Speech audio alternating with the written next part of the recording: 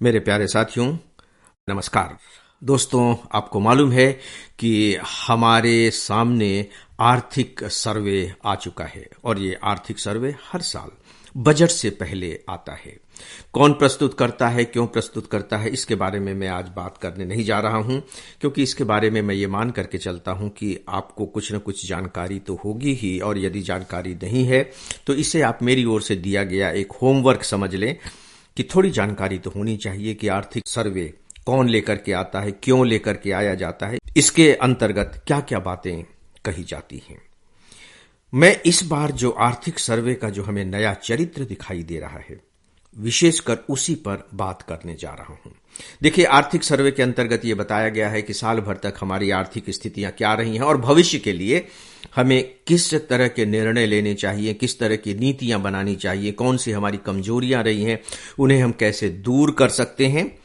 और ज्यादातर इस तरह की बातों का संबंध अर्थव्यवस्था से होता है, लेकिन इस बार एक नए एंगल को इसमें शामिल किया गया है, और वह जो एंगल है वह ह्यूमन कैपिटल का एंगल है, मानव पूंजी का एंगल है। और सच पूछिए तो इसे मैं बहुत बड़ा परिवर्तन मानता हूं, और एक बहुत ही दूरदर्शी परिवर्तन है, एक विजनरी परिवर्तन है। क्योंकि देखिए, जो अर्थव्यवस्था है वो किसके लिए है? मनुष्य के लिए है।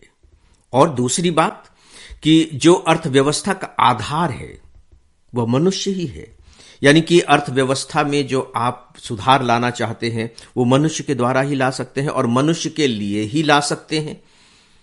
तो सीधी सी बात है कि यदि हम इस मानव पूंजी पर ध्यान नहीं देंगे तो कहीं ना कहीं हम आर्थिक गति को तो अपने बढ़ा रहे हैं, हमारी जीडीपी भी बढ़ रही है, लेकिन इनफैक्ट किसके लिए बढ़ रही है और किस कीमत पर बढ़ रही है।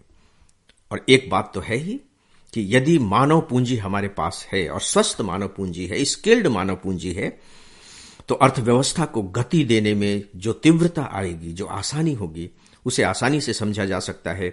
और यह मुझे बताने की जरूरत नहीं है कि कम से कम भारत एक ऐसा देश है जिसके पास मानव पूंजी या कह लीजिए मानव संख्या या श्रम शक्ति बहुत ज्यादा है।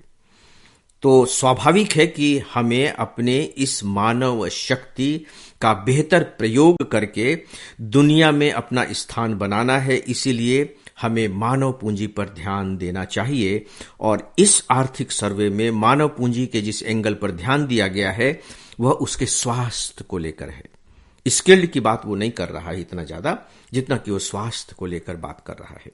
यहां मैं एक बात और बताना चाहूंगा कि स्वास्थ्य को लेकर केवल भारत ही चिंतित नहीं है, बल्कि पूरी दुनिया चिंतित है। और विकसित देश तो इससे और ज्यादा जूझ रहे हैं, बुरी तरह से जूझ रहे हैं। लगभग 1 महीना पहले ही अमेरिका ने बाकायदे एक ऑर्डर निकाला है, रिक्वेस्ट ऑर्डर निकाला है कि अपने घरों का खाना खाइए। आप इसे नारा दे सकते हैं कि परिवार की ओर लौटिए, अपने घर में बना हुआ भोजन कीजिए। और आपको शायद मालूम होगा कि जो मोटापा है वो तो अमेरिका का एक राष्ट्रीय रोग बन चुका है। और हमें अपने इस देश के इस डेटा पर भी ध्यान देना चाहिए कि हमारे पास जो अभी आंकड़े हैं कि 2020 में हमारे यहाँ के लगभग 3.3 करोड़ से अधिक बच्चे मोटापे के शिकार थे, जिनका 2035 में बढ़कर 8.3 करोड़ तक पहुंचने की आशंका है। तो जाहिर है कि यदि अभी इसे ध्यान नहीं दिया गया तो हमें इसकी बहुत बड़ी कीमत चुकानी पड़ सकती है।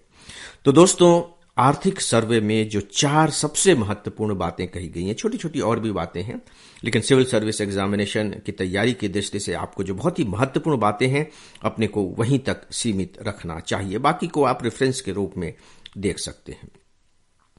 तो देखिए वो 4 बातें कौन कौन सी हैं। जो पहली बात उन्होंने कही है दोस्तों, वो ऑनलाइन को लेकर कही है, या यूं कह लीजिए कि सोशल मीडिया को लेकर कही है। आपको मालूम है कि पूरी दुनिया सोशल मीडिया को लेकर के कितनी ज्यादा चिंतित है। ऑस्ट्रेलिया जैसे देश ने तो 16 से नीचे की उम्र के बच्चों के लिए सोशल मीडिया के उपयोग पर पूरी तरह से प्रतिबंध लगा दिया गया है, क्योंकि अलग अलग तरह के केसेस पढ़ने को आ रहे हैं और सर्वे भी आ रहे हैं कि इससे अनिद्रा का रोग बढ़ रहा है, इससे जो अटेंशन का जो स्पैन है, जो समय सीमा है, वो बहुत कम हो रही है, लोगों में मानसिक बीमारियां हो रही हैं, डिप्रेशन के शिकार हो रहे हैं। इस तरह के बहुत से संकट दुनिया के सामने खड़े हो गए हैं। तो दोस्तों, सर्वे में ये कहा गया है कि उम्र के आधार पर ही सोशल मीडिया पहुंच की सीमा तय हो। यानी कि कोई व्यक्ति किस उम्र का है, उसके आधार पर सोशल मीडिया तक उसकी पहुंच निर्धारित की जाए। और यह भी आर्थिक सर्वे में कहा गया है कि ऑनलाइन प्लेटफॉर्म को उम्र सत्यापन लागू करने के लिए जिम्मेदार बनाया जाए। दोस्तों, जो दूसरी बात कही गई है और मुझे लगता है कि वाकई में बहुत ही महत्वपूर्ण बात है, और वो ये है कि जो स्टूडेंट हैं, स्टूडेंट को पढ़ाई करने के लिए साधारण फोन दिया जाए। अभी हो क्या रहा है, ऑनलाइन पढ़ाई करने की स्थितियां लगातार बढ़ती जा रही हैं। एक तरह से यूं कह लीजिए कि डिजिटल लत उन्हें लग सी गई है, और उसी डिजिटल लत का एक हिस्सा है कि हमें डिजिटली पढ़ाई करनी है। इसके भी दुनिया भर के संकट हमारे सामने आ रहे हैं। इंटरपर्सनल जो एजुकेशन है उसका कोई जवाब नहीं होता, और सच पूछे तो उसका कोई रिप्लेसमेंट भी नहीं, उसका कोई विकल्प नहीं है। और सर्वे में साफ तौर पर कहा गया है कि इससे वर्क प्लेस की उत्पादकता पर बहुत बुरा असर पड़ रहा है, बहुत बुरा असर पड़ रहा है। और यहां तक सर्वे ने मेंशन किया है कि 75% ऑलमोस्ट स्टूडेंट्स ने यह माना है कि जब वे स्टडी करते हैं और जब उसी दौर में वो सोशल मीडिया का इस्तेमाल करते हैं तो उनका ध्यान भटक जाता है। इसको ध्यान में रखते हुए आर्थिक सर्वे ने सुझाया है कि बच्चों को साधारण फोन दिया जाए या सिर्फ पढ़ाई के लिए टैबलेट उपलब्ध कराए जाए, इससे अधिक और कुछ नहीं। दोस्तों, तीसरी बात हेल्थ सप्लीमेंट को लेकर के कही गई है। कहा गया है कि लोग पेट भरने के लिए क्या करते हैं, अनाज का ज्यादा इस्तेमाल करते हैं। गेहूं, चावल, हम यही सब खाते हैं, दाल भात खाते हैं, रोटी सब्जी खाते हैं। लेकिन जो दालें होती हैं, जो दूध होते हैं, जो मेवे होते हैं, जो सब्जियां होती, वेजिटेबल्स होते हैं, जो फल होते हैं, इनका बहुत कम इस्तेमाल करते हैं। और नतीजा ये होता है कि हमारा पेट तो भर जाता है और हमें लगता है कि हमारा काम चल गया, लेकिन उससे बात बनती नहीं है, क्योंकि दाल, दूध, मेवे, सब्जी और फल, इन सब का इस्तेमाल जो हमारे शरीर की रिक्वायरमेंट है, जो पोषक तत्व हैं, उनके लिए बहुत जरूरी है। और इसका परिणाम ये हो रहा है कि डायबिटीज की बीमारियां बढ़ रही हैं, हृदय रोग बढ़ रहे हैं, और कैंसर के बारे में तो आप लगातार पढ़ते ही होंगे, कैंसर के रोग बढ़ रहे हैं। तो दोस्तों, इसके लिए जो आर्थिक सर्वे ने सुझाया है वो ये है कि और कुछ नहीं तो लोगों को हेल्थ सप्लीमेंट के बारे में बताया जाए। हेल्थ सप्लीमेंट कहने का यह मतलब है कि आजकल बहुत सारे दूसरे तरीके आ गए हैं। देखिए, जो दूध है, मेवे हैं, सब्जी हैं, ड्राई फ्रूट्स हैं, इसे खरीद पाए लोगों के बस की बात नहीं होती, हर के लिए यह संभव नहीं होता। और हमारे देश की जो आर्थिक स्थिति है उसके बारे में आप बहुत अच्छे तरीके से जानते हैं। तो इसकी पूर्ति हेल्थ सप्लीमेंट से की जा सकती है, यानी कि ये टैबलेट्स होती हैं, और उन टैबलेट से जो हमारे शरीर को विटामिन, प्रोटीन की जरूरत होती है, उसकी पूर्ति हो जाती है। अपेक्षाकृत ये सस्ते पड़ते हैं और साथ ही साथ इन्हें लेने में भी आराम रहता है। आप एक टैबलेट फांकते हैं, थोड़ा सा पानी पी लेते हैं और आपका काम चल जाता है। नो डाउट कि नेचुरल चीजों का कोई जवाब नहीं होता।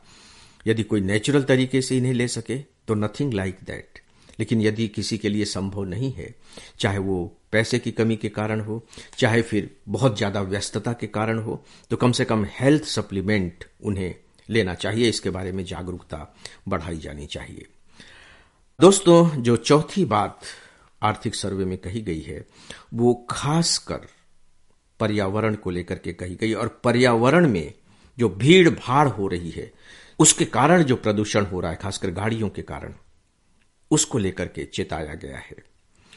सर्वे में कहा गया है कि जब पीक आवर होते हैं तो भीड़ भाड़ वाले क्षेत्रों में प्रवेश पर एक्स्ट्रा चार्ज लगाया जाए। शहरों में आप निकलिए, बड़े शहरों में, तो आप देखेंगे कि जब ऑफिस जाने का टाइम होता है या ऑफिस जब बंद होने का टाइम होता है तो सड़कों पर बहुत ज्यादा भीड़ भाड़ हो जाती है। मार्केट में भी भीड़ भाड़ होने का एक पर्टिकुलर टाइम होता है। तो सर्वे ने यह कहा है कि यदि हम उस समय एक्स्ट्रा चार्ज लगाएंगे वहां प्रवेश करने पर, तो लोग क्या करेंगे, उस समय कम से कम वहां जाना कम करेंगे, उसके आगे पीछे जाएंगे, तो जो भीड़ है उसका फैलाव हो जाएगा, समय में फैलाव हो जाएगा और इससे फिर उस पर्टिकुलर स्थान पर प्रदूषण भी घटेगा और आने जाने का वक्त भी बचेगा। फिर देखिए कि मांग के आधार पर आप कैसे पार्किंग मैनेजमेंट कर सकते हैं, उससे कारों की संख्या में कमी आएगी। यहां भी आर्थिक सर्वे ने अपनी बात कही है कि जैसे दिल्ली है, मुंबई है, बेंगलुरु है, कलकत्ता में वहां ट्रैफिक जाम से जुड़ी जो लागत है प्रति वर्ष करीब 2 लाख करोड़ रुपए है। सोच करके देखिए, 2 लाख करोड़ रुपए है केवल इसकी लागत। और जब हम इसकी लागत की बात करते हैं तो सीधी सी बात है कि इसका संबंध हमारे स्वास्थ्य से ही है। तो दोस्तों, ये 4 जो महत्वपूर्ण आर्थिक सर्वे में जो सजेशन दिए गए हैं वो मैंने आपके सामने रखे हैं और एक बार मैं फिर से रिपीट करूंगा कि ये बहुत ही एक दूरदर्शी कदम है हमारे आर्थिक सर्वे का कि उन्होंने लाइफस्टाइल से जुड़े विषयों को भी अब अपने आर्थिक सर्वे में शामिल किया है और यह इस बात को स्पष्ट करता है कि अब आर्थिक नीति सिर्फ उत्पादन, जीडीपी या व्यापार तक सीमित नहीं है, बल्कि मानव पूंजी के स्वास्थ्य व्यवहार को भी आर्थिक विकास का अहम घटक माना जाने लगा है और जो बहुत ज्यादा जरूरी भी है, जिनमें आवश्यक परिवर्तन लाए जाने चाहिए। तो दोस्तों, इस विषय पर बस इतना ही। न्यूज़पेपर के क्लिपिंग्स आप सभी को प्रोवाइड कर रहा हूं। ईमेल लिखने वाले सभी मित्रों को धन्यवाद देता हूं और इसी के साथ ही आज के इस डेली ऑडियो लेक्चर को अब यहीं समाप्त करता हूं। नमस्कार।